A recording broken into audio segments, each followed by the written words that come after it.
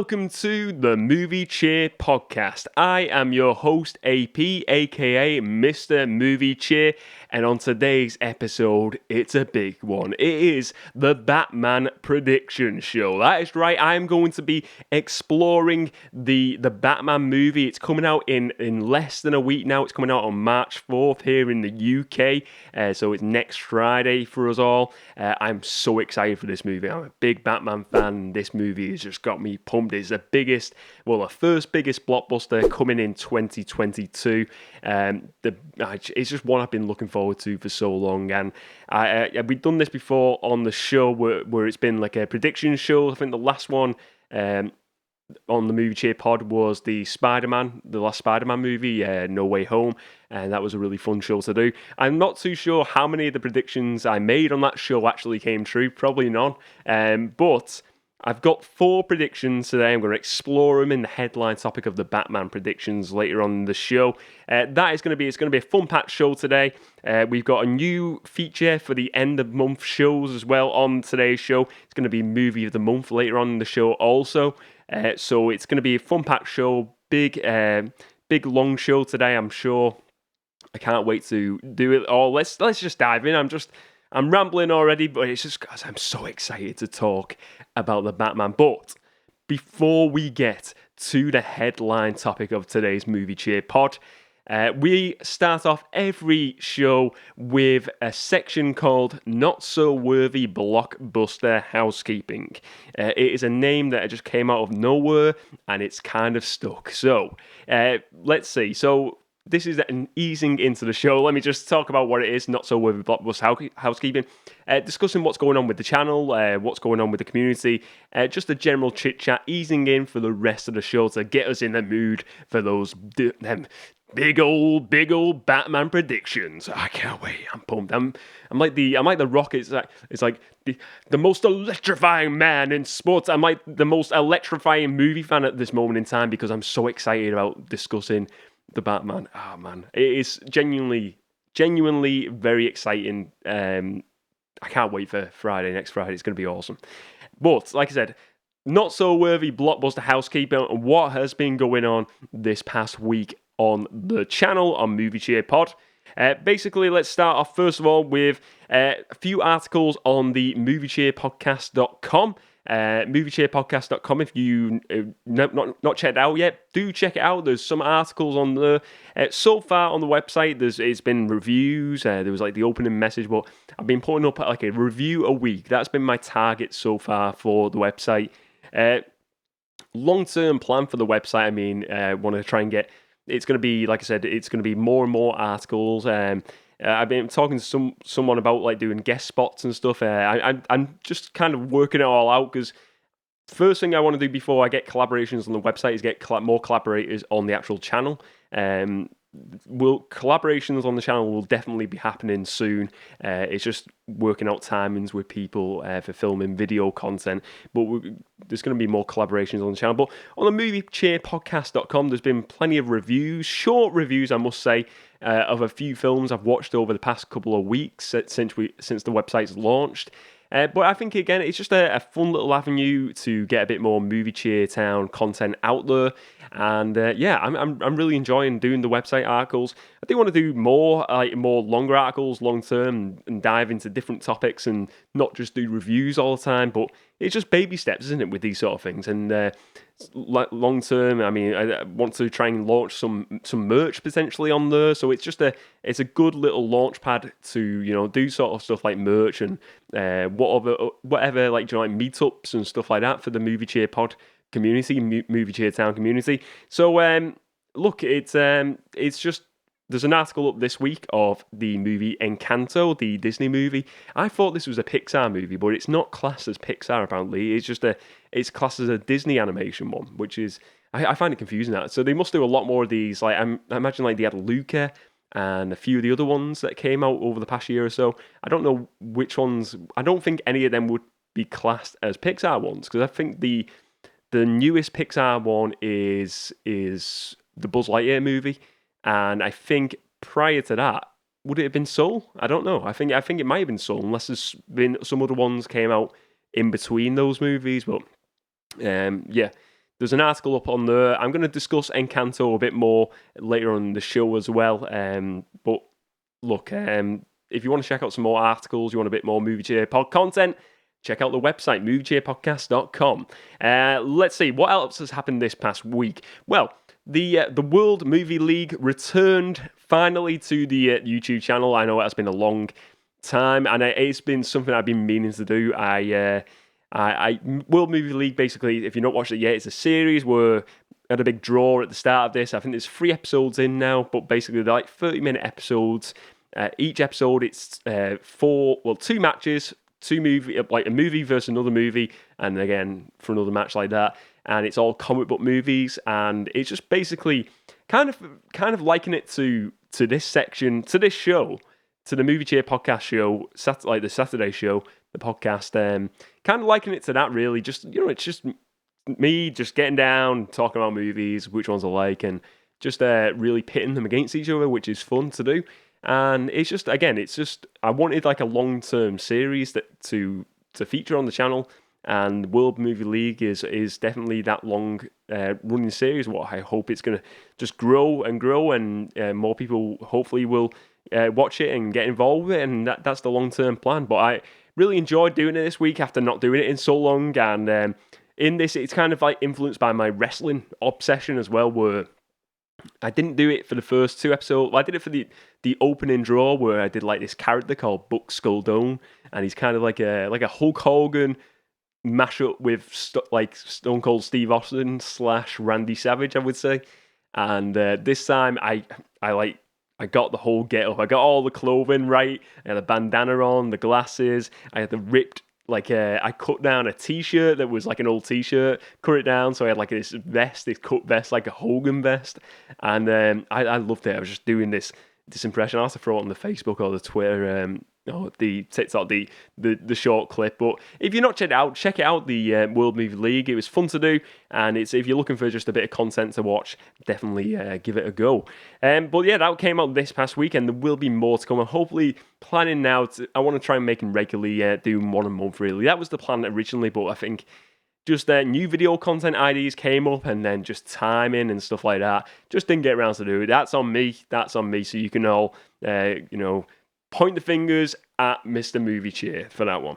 But let's move on to another little topic here. I want to talk about a video that came out, not this week because we had the World Movie League, but the previous week, and mentioned it on last week's show, meaningful movies in my collection. And I want to just bring this video up again because had a few new comments on there over the past week or so, and genuinely I was discussing movies that have a meaningful connection to me, and like little stories behind them, and I put in in the comments below in that video, like what movies are meaningful to you and why, and genuinely I had some really people within the community leaving the comments, and I encourage you to go and read some of them comments, and people giving the honest meaningful movies and the stories behind them, and it really honestly it was I appreciate people who have took the time to share their stories on that and share the movies, what are meaningful to you, and the stories behind them. Because I was reading some of them stories, and some of them stories I imagine are quite, close to you, and maybe some, quite. How can I find the right word?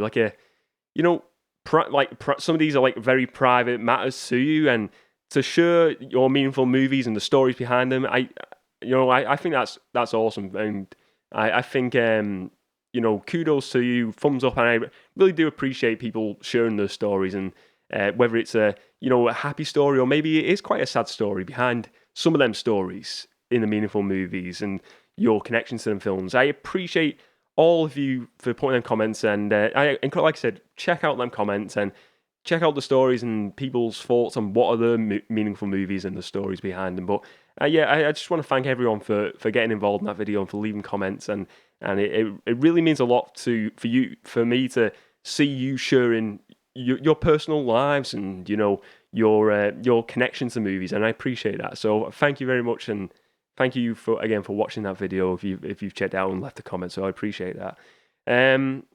They were really, nice to read them comments, and nice to read them connections to old movies.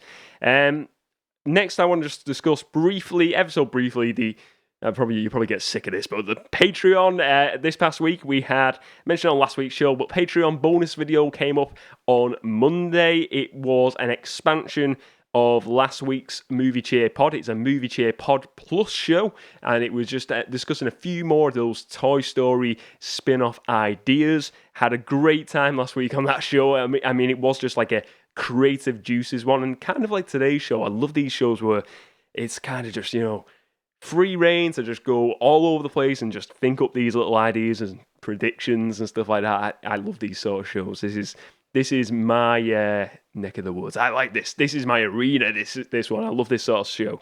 But yeah, that's what has been going on in Not So Worthy Blockbuster Housekeeping for this week. Let's move on to the headline topic.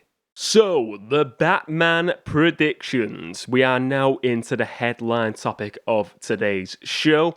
And look, I've got 4 big predictions here. I'm going to give you the prediction, and I'm going to really deep dive into the prediction and why I think this particular prediction will happen in the movie. Look, there may...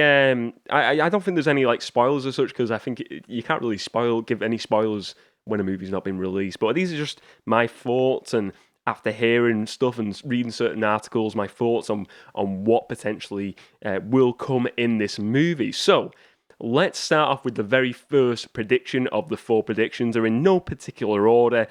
Let's just go for it. So, prediction number 1.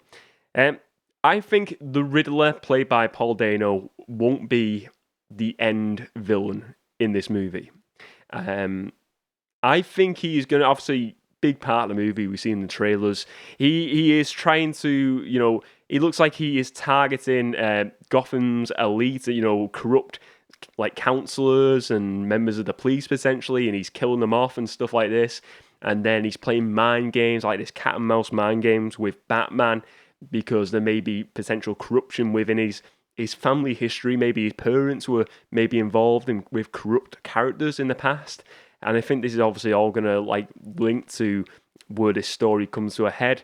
But I don't think the Riddler will end up as the final villain. I do think the Riddler...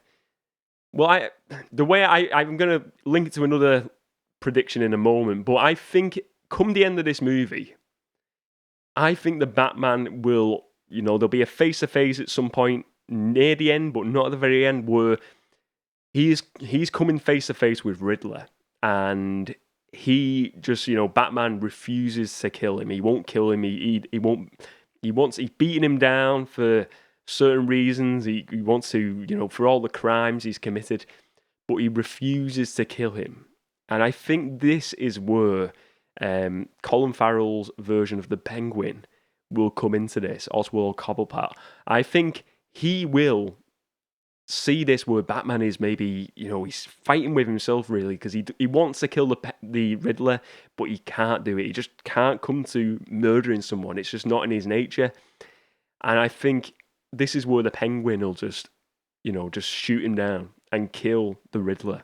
I think that is what's going to happen. I think the Penguin will kill the Riddler, and I think maybe we're looking at 3/4 of the way through this film. I think this is the point where this will happen, or maybe in the very last stretch of the film, last 20 minutes. But that will then, cause the Penguin to be the end villain for the Batman. And I think that is genuinely how it's going to go. I think Riddler is going to be...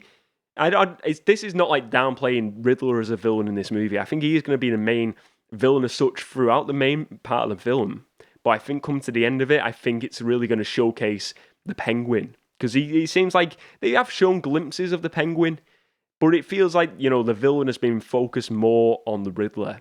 And I don't think it's going to be a fake out where it's the Riddler comes good or anything like that. I don't think it's going to be the case. I think Riddler is the villain, and he is going to be a main villain throughout this movie. But I think come the end of this movie, the Penguin is going to kill the Riddler, and the Penguin will be the guy who is facing off against Batman. Somehow, some way, maybe it ends that the Penguin ends up in prison at the end, potentially.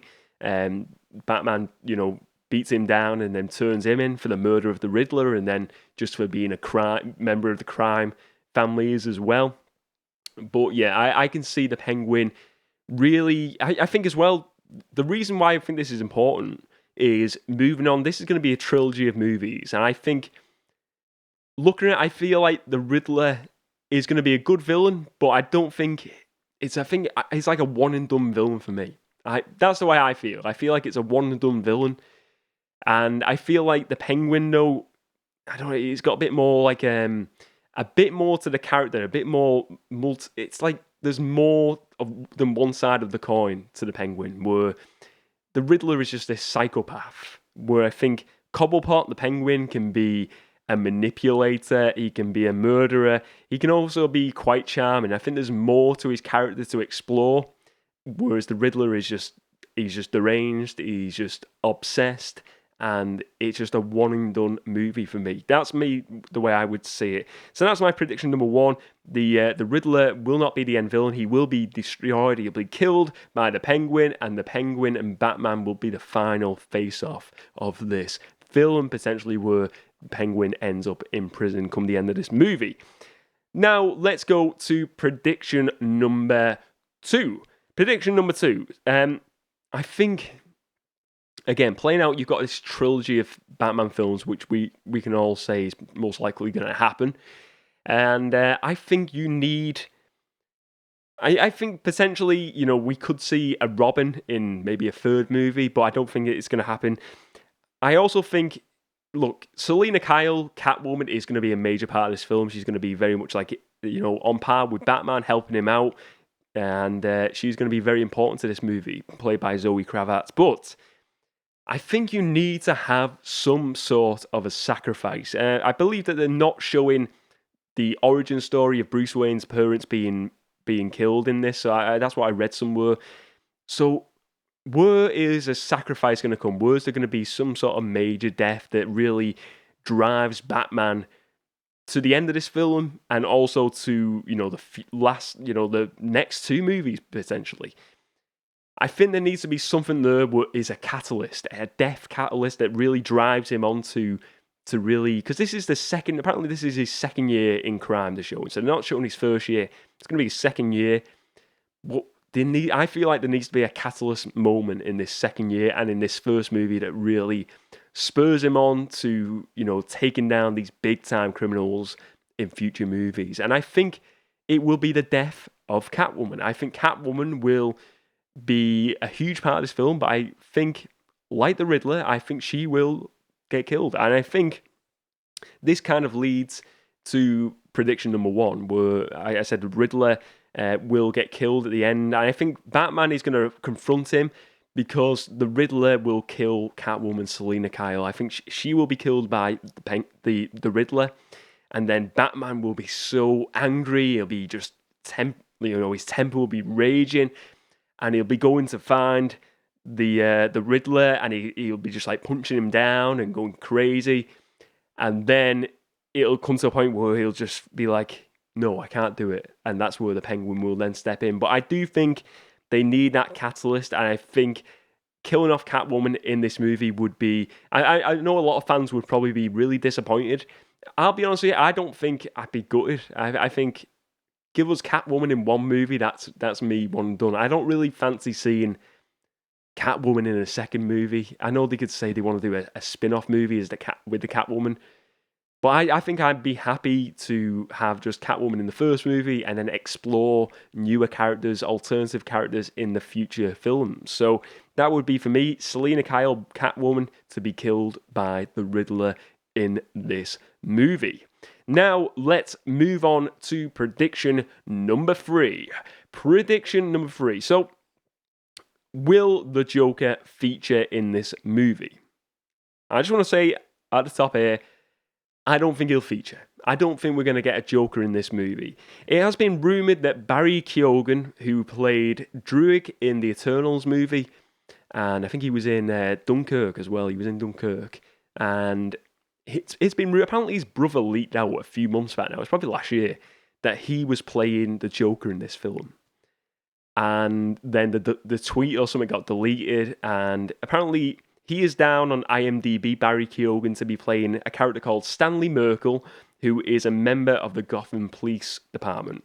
So he's a police officer, and that's the role he's playing. But this guy is a guy he was in Eternals. He seems like a very big upcoming actor, a rising star, I suppose.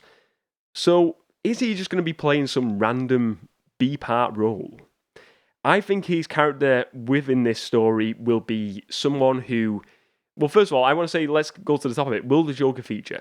Like I said, I don't think he'll feature. But I think in this universe, it will be established that the Joker does exist, and I think there will be mentions of the Joker. I think potentially James Gordon mentions the Joker to the Batman, and maybe in his first year of crime fighting, the Batman came face to face with the Joker. But I think it will be a case where there'll be tons of files on the Joker, but something happened and maybe it's left kind of like anonymous. But I feel like the Joker will have vanished from the movie, but it leaves the door open.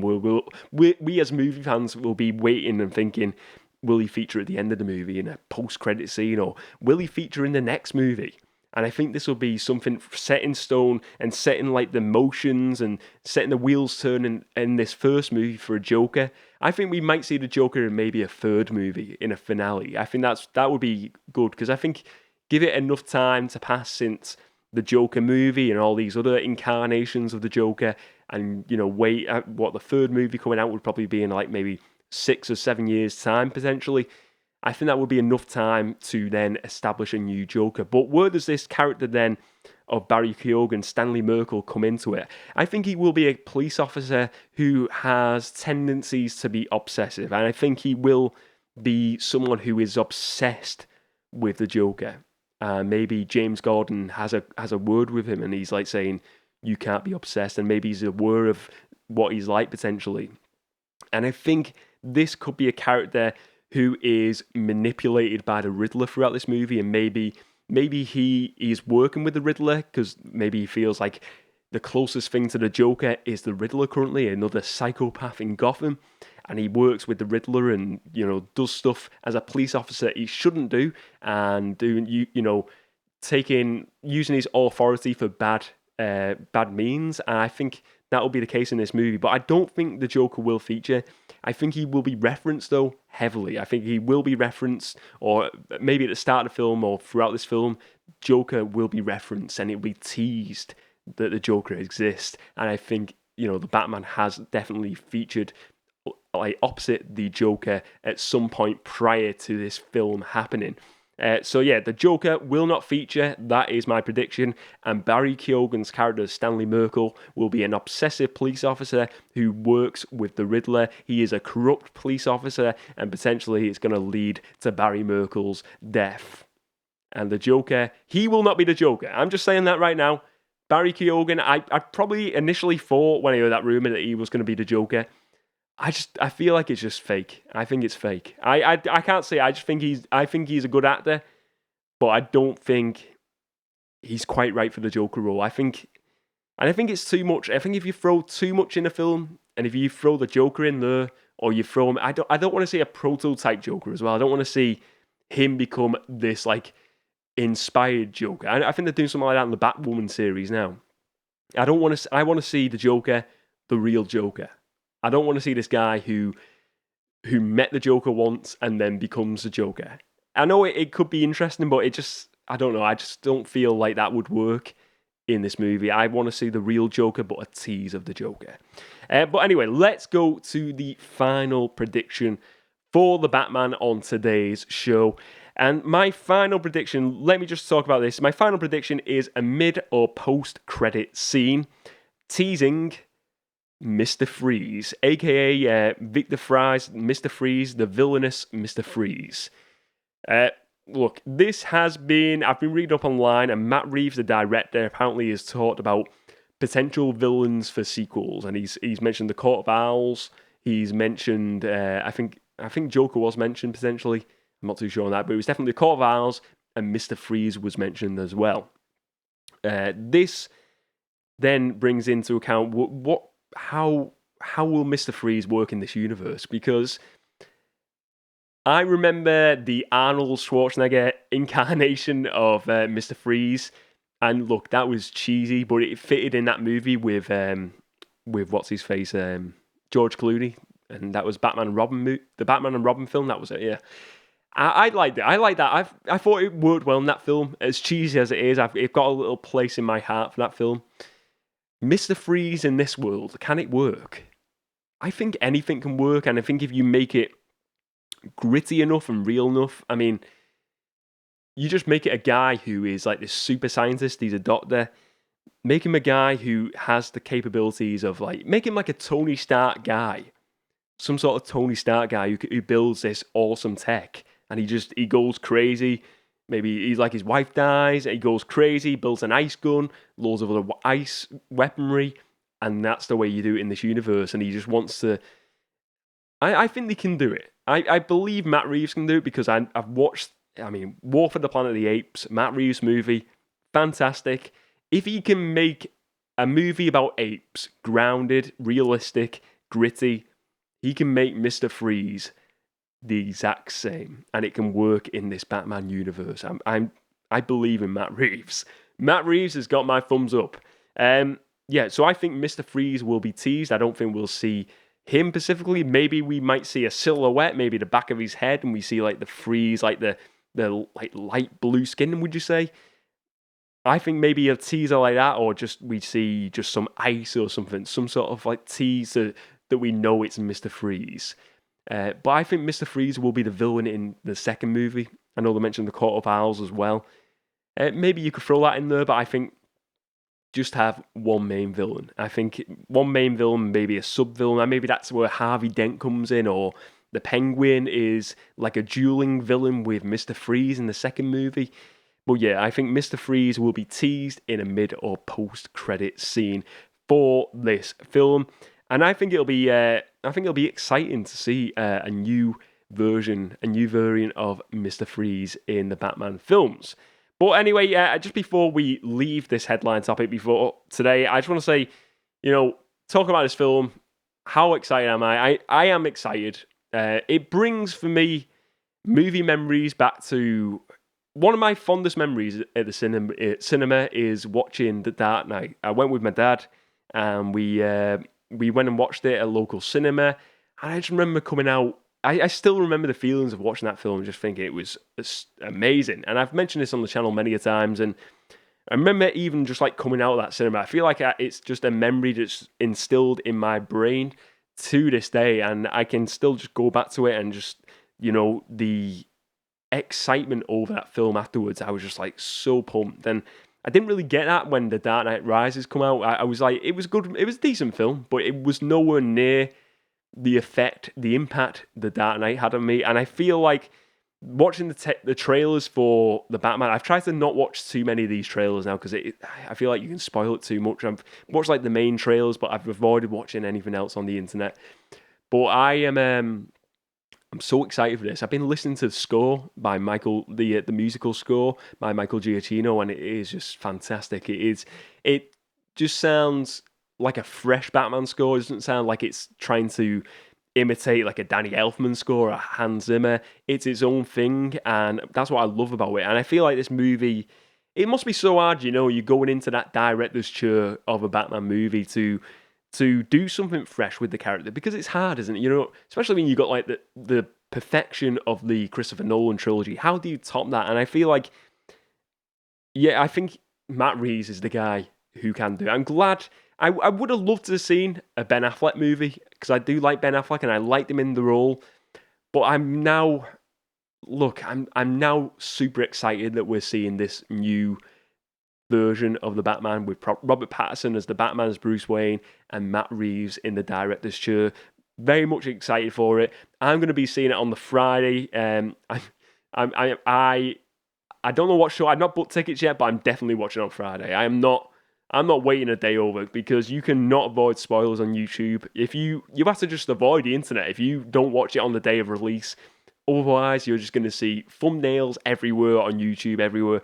But yeah, I'm so excited to see the Batman. But anyway, that is the headline topic over for today's show. Let's move on to the a new section, an end of the month section for the show, and it is Movie of the Month. So, movie of the month for this month. This is going to be a section that will be at the end of every monthly show now. I think it's just be a cool feature just to mention a movie that I've watched this month, and it doesn't have to be, new movies. It can be any type of movies, a movie that come out 20, 30 years ago, if you like.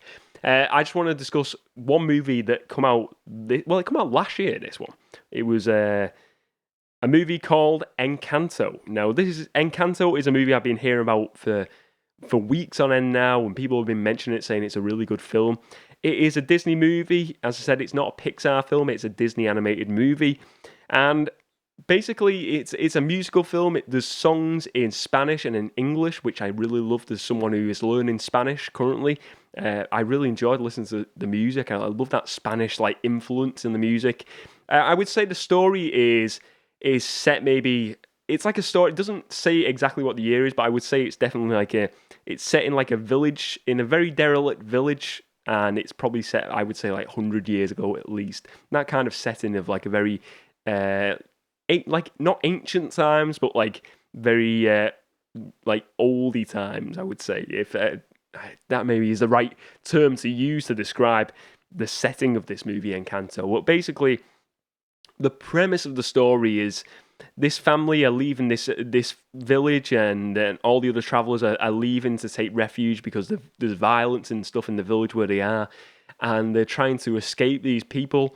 And basically, they there's a tragic event happens at the start of the film, but they are then sort of given this woman, the leader of this family, the Madrigal family, is she discovers this magical candle. And basically, this candle burns and it gives them all powers, this family. Only the family, but they have all these other travelers that come with them, and it basically builds a safe haven for them. It builds this home and this house and this village for them all to live in peace and harmony from the outside world, basically. And then, we see generations upon generations of this Madrigal family, basically. And once they come of age, each member of this family, they get some type of magical power from the candle, and they open this door to the new bedroom when they come of age, and they get a new power. And so, for instance, some of the powers they have are they're super strong. Some of them got super listening abilities. Some can talk to animals, and we see it's not. I wouldn't say it's not. Don't get your expectation. This is like a superhero film. It's not. It's very much like a magic in the sense of I would say more like witchcraft sort of. I would say more than superhero-y. And it's not got a superhero feel. There's no big villain in this, and it's a really good film. Basically, one of the family members, she goes to get a gift, and something happens where she basically, this is not really spoiling the movie because it's very early on. She doesn't get the gift, and she is the only family member. Her name's Mirabel Madrigal, the young girl. She doesn't get the gift, and basically we see this story unfold then where something happens then to the family and to the candle, and we just see this really fun movie where it's like a bonding movie. There's tragedy in this family, but there's also togetherness in this family as well. And I mentioned this in the review this week on the moviecheerpodcast.com. But Mirabel is a really likable character, a character you can really get behind. I really enjoyed it. I think the songs in it are really fun as well. I really like the music. I remember I've watched bits of Frozen, but I've never really sat down and watched it fully. But I know the songs like Let It Go, and it's kind of got them same sort of feels of a Let It Go of Frozen type songs, and but it's got that Spanish influence into it, and it's got these really epic songs in Spanish and English, and it sounds amazing. It really does, and I don't think you necessarily, if you're the sort of person who's maybe not super keen on musicals, I think this is a movie that would work for a lot of people. I think it's just a really fun, family-friendly, chill-out movie where you can just sit down and it's not too heavy. It's just a fun movie to watch, and I really enjoyed it. It really put a smile on my face. It's a movie I can cheer for, certainly, as Mr. Movie Cheer, and I'm hoping you like it. So that is my movie of the month. I will be I'm gonna, if you want to check out the review, check it out. I'm gonna post it in the community tab as well, with some links to Amazon affiliate links if you want to purchase it for yourself. If you do purchase through them links, a small percentage of the money paid for it will go to the Movie Cheer podcast in supporting the channel to grow even further. But yeah, check it out if you've not watched it already. That is Encanto. Brilliant film. Now let's go for some movies for the weekend. Movies for the weekend is part of the show where I give you some movie recommendations to watch this weekend if you're looking for some films to watch. Now, I've done this probably many times in movies for the weekend before, but as this film is coming out this coming Friday, next Friday, sorry, March 4th, The Batman, we have got the Riddler featuring heavily in that movie. Let's go back to Val Kilmer, Tommy Lee Jones, and Jim Carrey playing the Riddler in Batman Forever. Look, still a lot of nostalgia for me for these like 90s movies, these 90s Batman films. Sure, they're cheesy. I mean, Jim Carrey's version of the Riddler is going to be very different, I imagine, to Paul Dano's version of the Riddler. It's going to be night and day, but I still like these films. I know they're very different, but it's kind of like, I suppose, again, you look back to the Adam West TV show in the film, very different again. And I love that there's so many different versions of Batman, and that every version is super different. And I love that. I think it's great because there's a version for everyone out there. I think that's awesome. My second recommendation, movies for the weekend this week, is... I've been watching this past week, the Terminator, the first Terminator film. But I think the Terminator is a great film, but what is the best? What is my recommendation? The quadrilogy. I think I'm going to have to go with Judgment Day. Terminator 2, Judgment Day. I like a lot of these Terminator movies, apart from Terminator 3. That one's a bit crap. But yeah, Judgment Day is my movie recommendation for this week on Movies for the Weekend, along with Batman Forever. Now, let's move on to another segment of the show. Now it is time for the Amazon Top 10 for this week. This is part of the show where I discuss the Amazon Top 10 for DVDs, Blu-ray, 4K, physical sales this week, the best sellers list on Amazon. And this is for the physical media releases. Let's go for the Amazon Top 10 for this week. At number 10, we have the Blu-ray of No Time to Die. Man, that has fallen. That was once in the top 3. That has really fallen. But new movies come out, and I know a movie that's going to be definitely jumping to the top in the coming weeks. No Time to Die, Blu-ray is at number 10. House of Gucci is at number 9 on DVD. I've not checked out that film yet, but I'm certainly going to give it a go. It'd be interesting to watch. At number 8, I can't remember whether this was in the top 10 last week. I might have to double check that, but number 8 is Spider-Man No Way Home on 4K Ultra HD. That is at number 8, 2-disc edition. That is cool. At number 7, we have the Dune 4K. At number 6, we have Ghostbusters Afterlife. At number 5, we have Dune on DVD.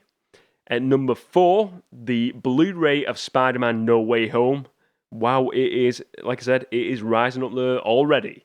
No DVD there yet, though. That is surprising, because that's at number 4. At number 3, we have the Blu-ray of Dune. At number 2, we have the DVD of No Time to Die. And at number 1, we have Disney's Encanto. The movie, like I said, well worth checking out. Encanto, my movie of the month for this month on the Movie Cheer Pod. I will say Spider-Man, the physical media release for that movie, is on April the 4th. Not too long to go until that is released for physical media releases. I've done an article on the website for that as well.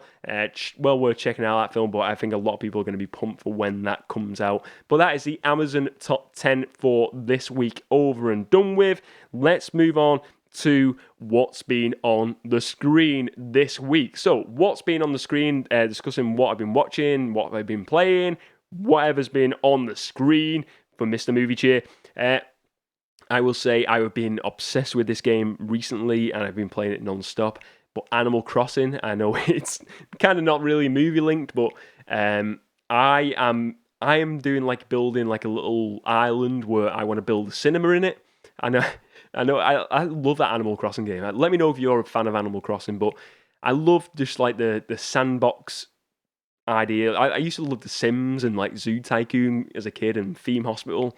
So I love these games where you just create this little island and create this little world. Harvest Moon, another one. So I'm building like this little island. Currently, I'm looking out for objects that look like they would feature in a cinema. So I want to build like an outside cinema for the characters.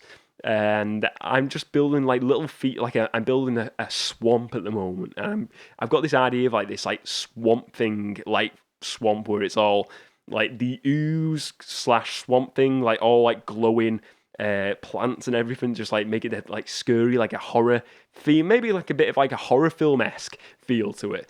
But that's what I'm going with on that at the moment. So I've been playing Animal Crossing like crazy this week, and over the last week or so, last 2 weeks, I've been just going mad on it. I've been playing it for the last year or so, but recently I just had a buzz of playing it, and it's really fun.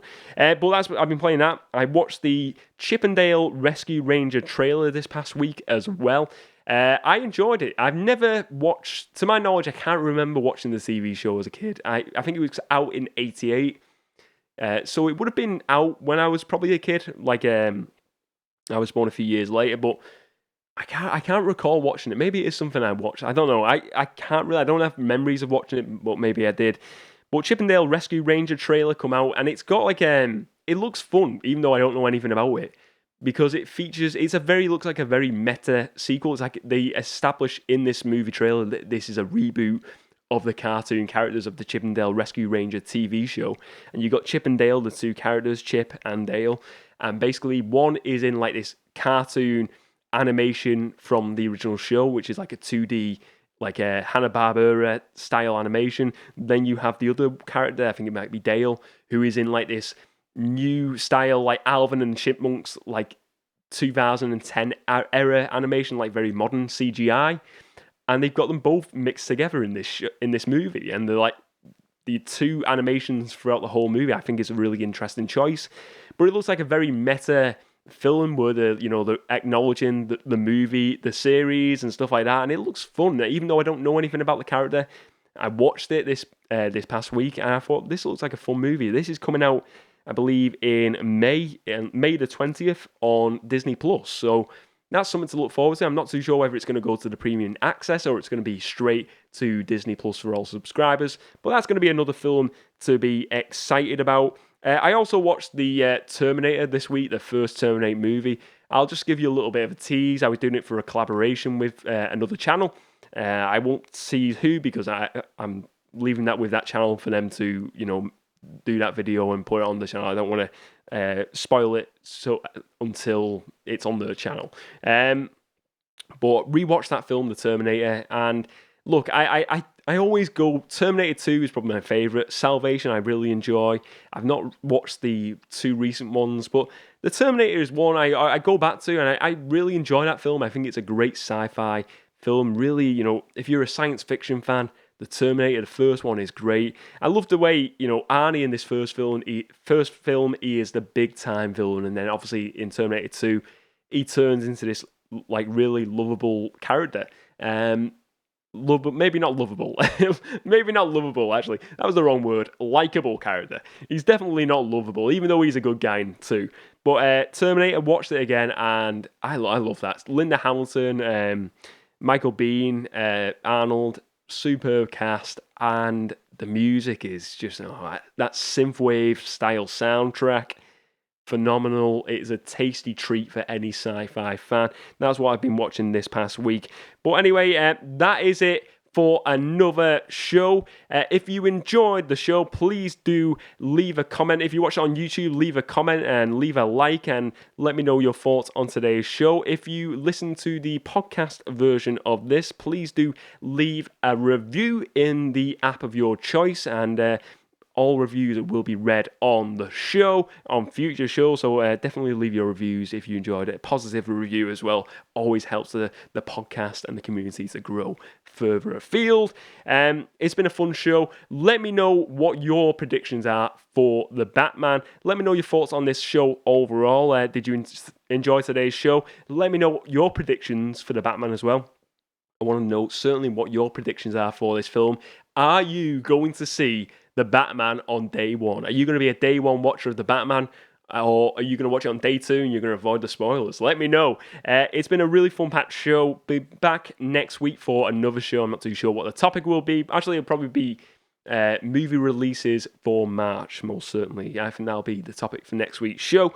But yeah, I've really enjoyed today's show. It's been a fun-packed show, and I hope you have enjoyed it as well. Remember to spread a bit of movie cheer. And as always, I will see you next time.